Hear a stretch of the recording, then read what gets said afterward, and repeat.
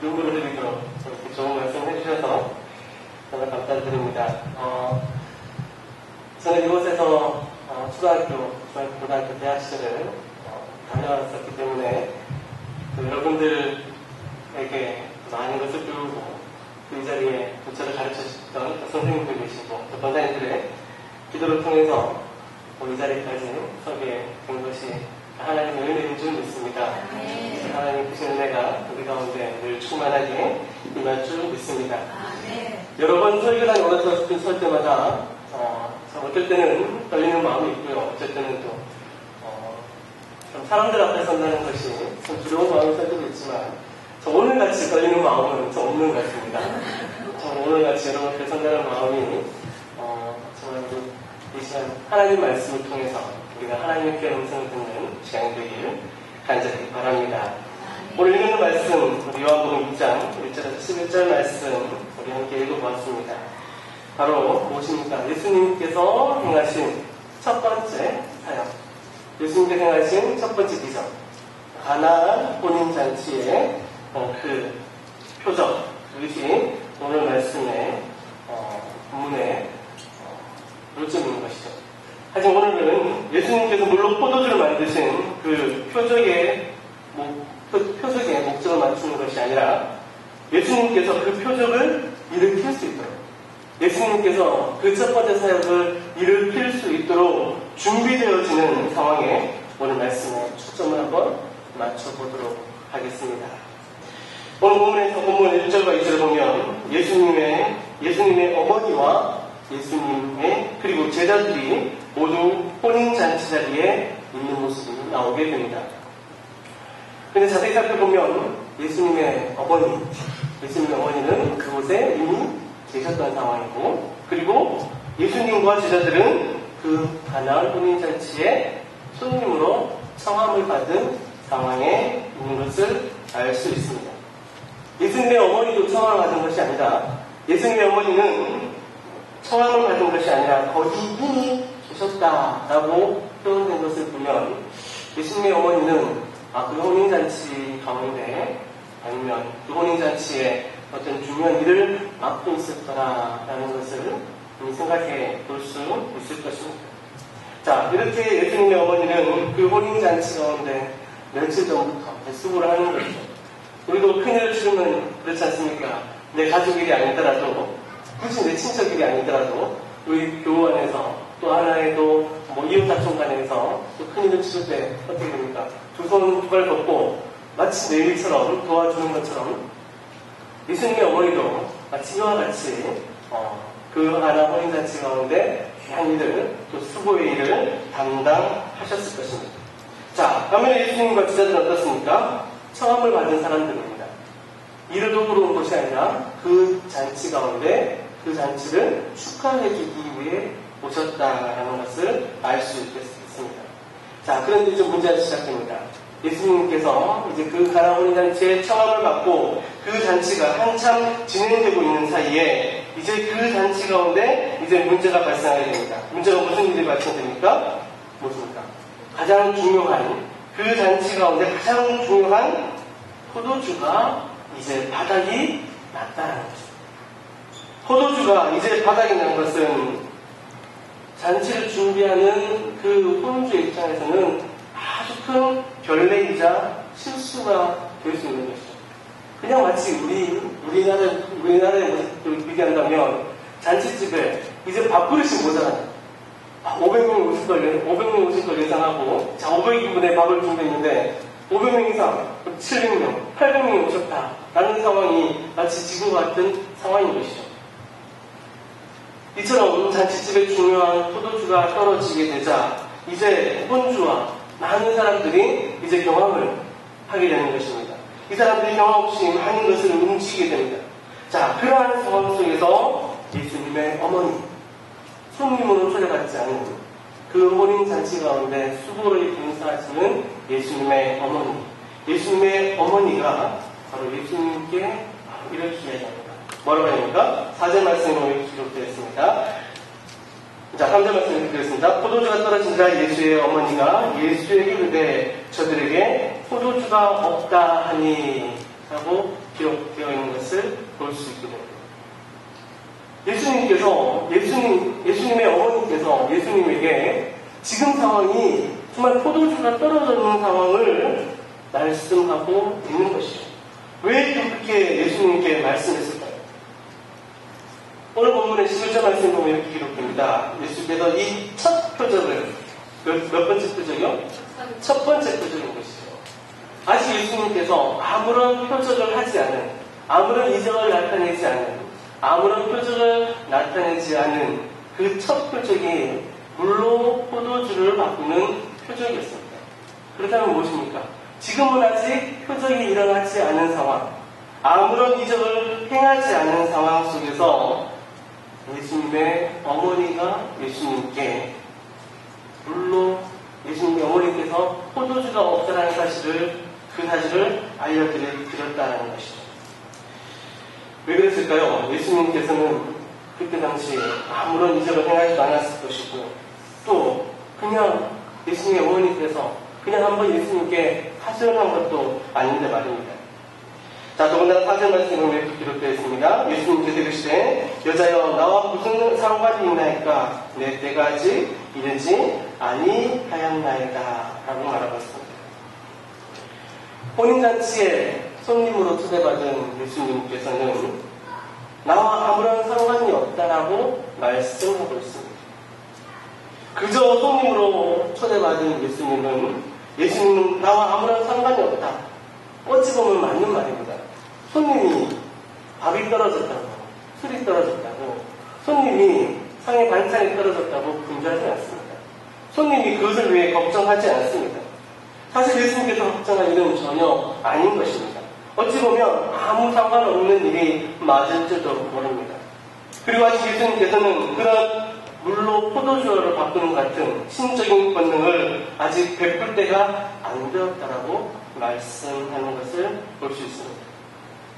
자, 그럼에도 불구하고 예수님의 어머니 5절 말씀에 보면 이렇게 기록되어 있습니다. 그의 어머니가 하인들에게 이르되 너희에게 무슨 말씀을 하시든지 그대로 하라 하니라 라고 말합니다.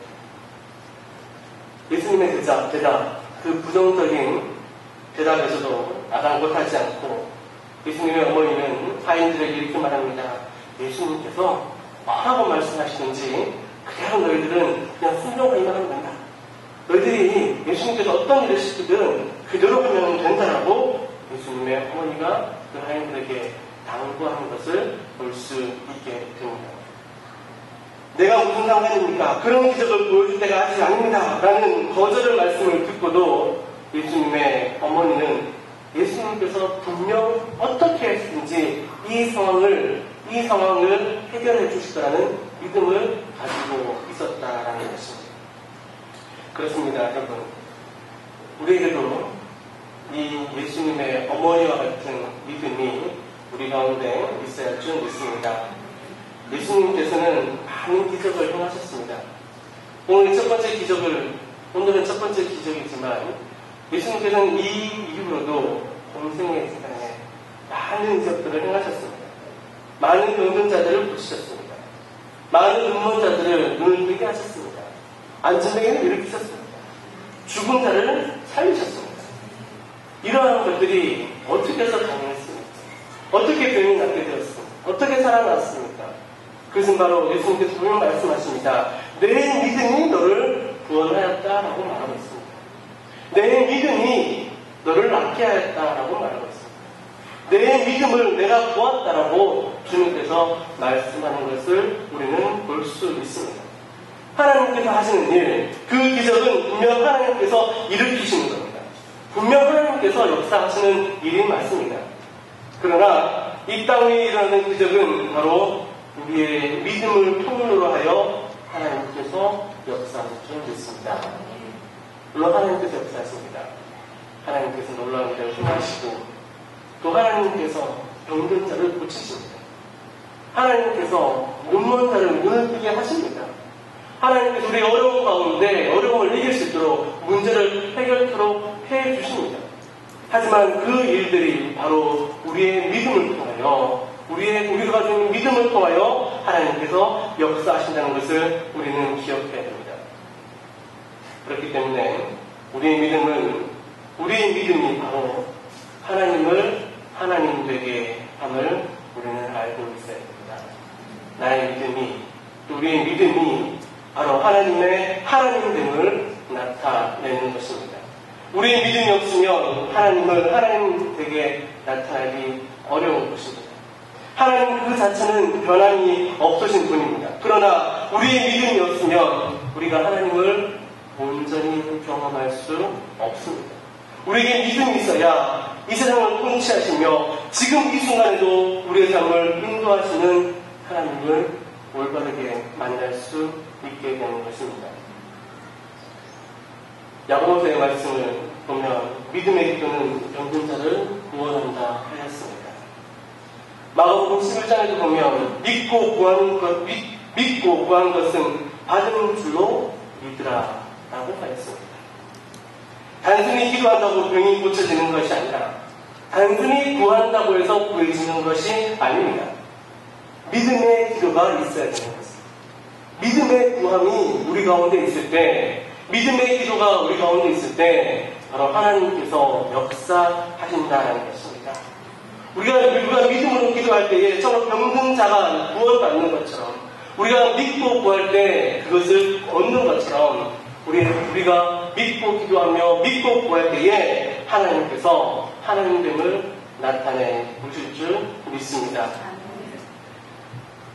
만약 예수님의 어머니께서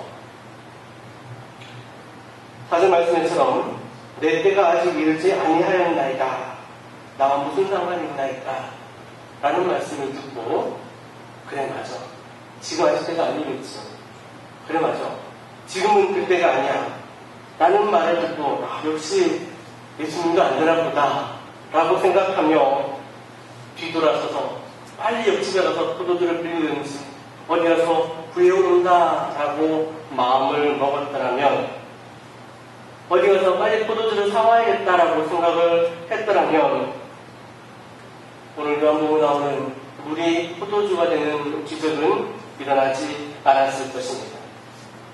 그러나 예수님의 어머니는 확고한 믿음이 그 가운데 있었습니다. 결국 예수님의 어머니의 믿음이 바로 예수님을 예수님 되게 만든 것입니다. 이러한 어머니의 믿음을 보시고 예수님은 조금 전에 말씀하셨던과는 전혀 다른 명령을 내리게 됩니다. 하인들에게 무엇이라 말합니까? 하인들에게 이렇게 말합니다. 항아리에 물을 채우라 라고 말하였습니다.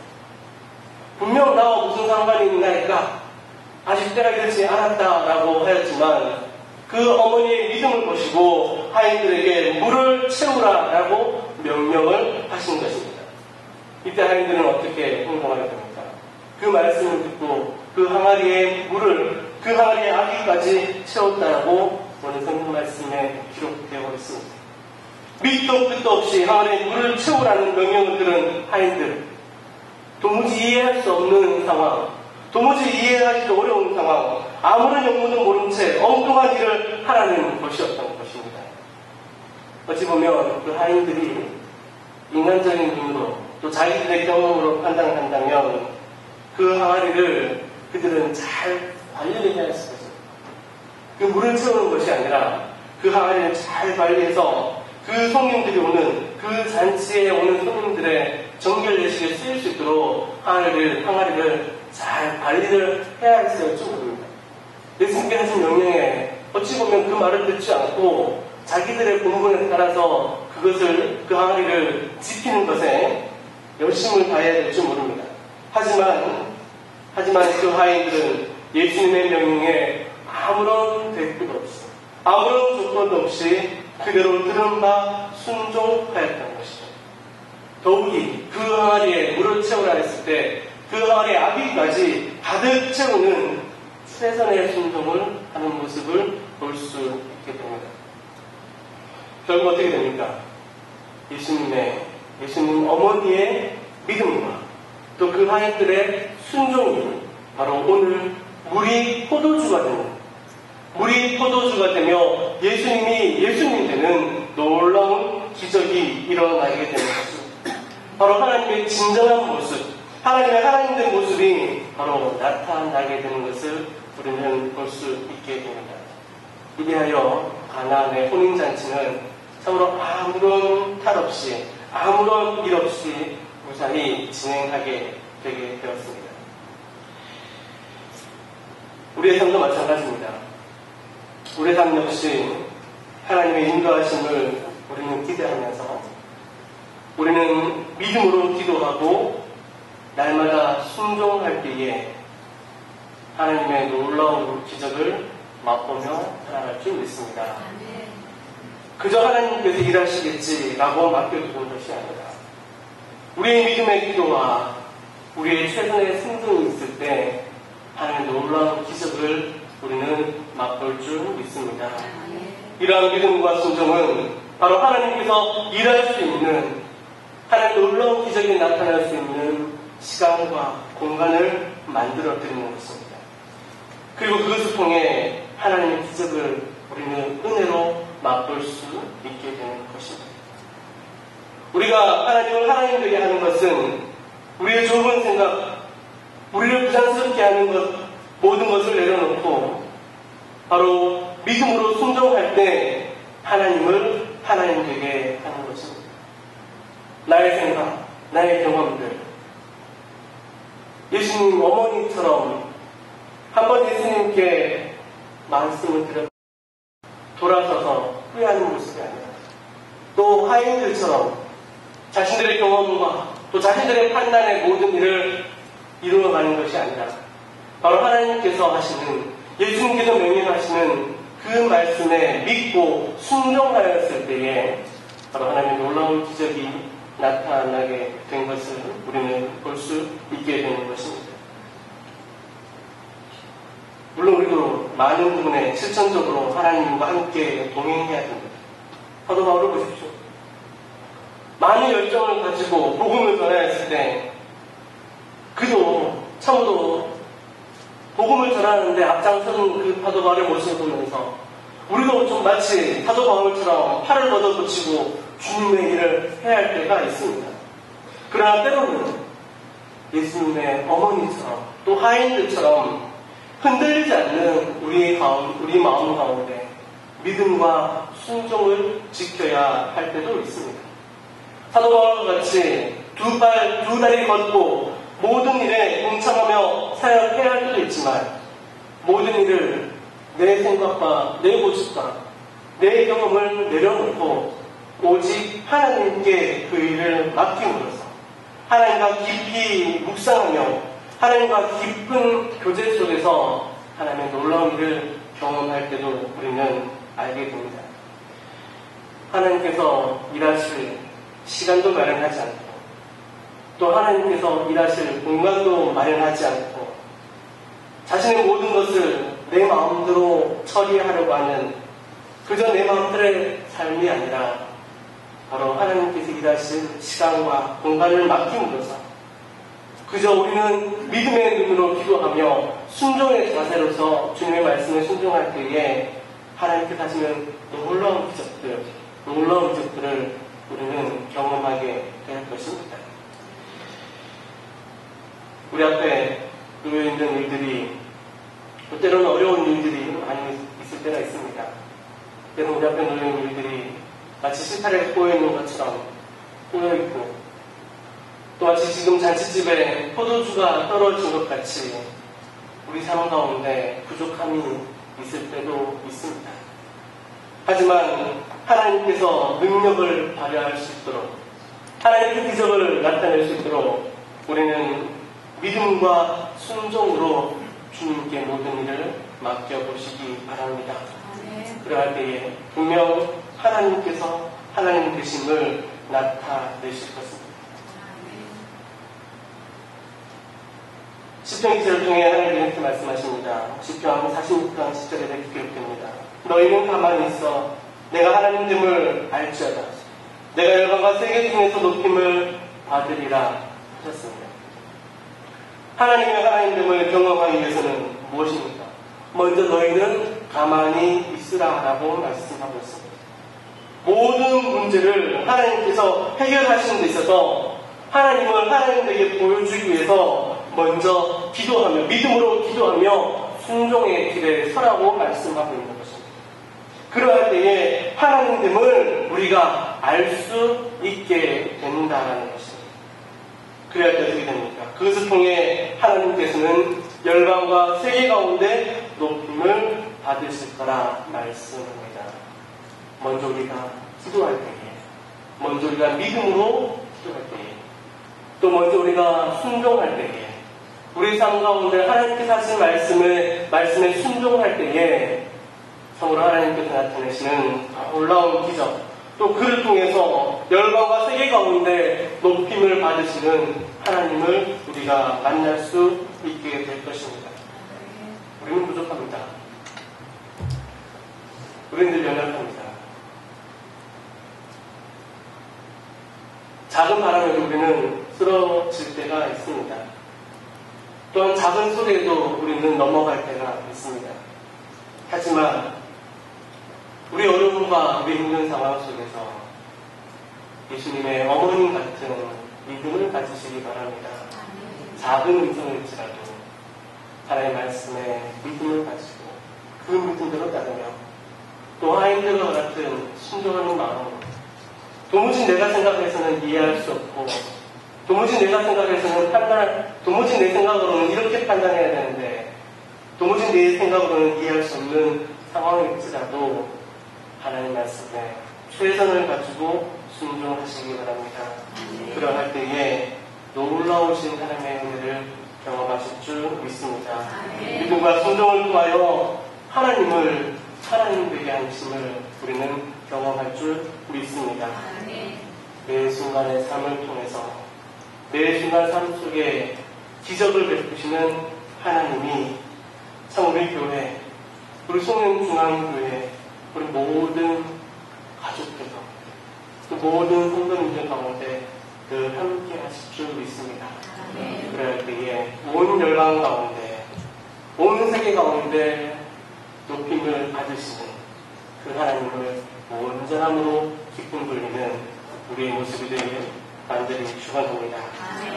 기도하겠습니다.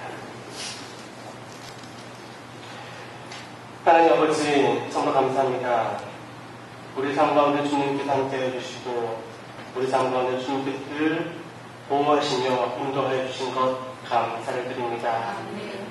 주님 이제까지 우리들이 하나님을 진정으로 하나님 되게 하였는지 이제 다시 한번 돌아보게 됩니다. 하나님의 전지전능하신 능력을 경험하지 못하며 늘 패배자로 살았는지 고백하게 됩니다. 하나님의 힘이 아니라 우리의 힘으로 무엇을 해결해 보겠다고 발버둥치며 힘겨워하지 않았는지 한번 돌아보게 됩니다. 하지만 하나님, 이제 하나님을 하나님 되게 함으로써 그 능력을 힘입어 승리하는 삶을 살아가도록 도와주셨소서. 우리의 온전한 믿음과 순종을 통하여 하나님의 영광을 드러내게 하여 주셨소서. 모든 것 감사드리며 살아계신 예수님의 이름으로 기도합니다.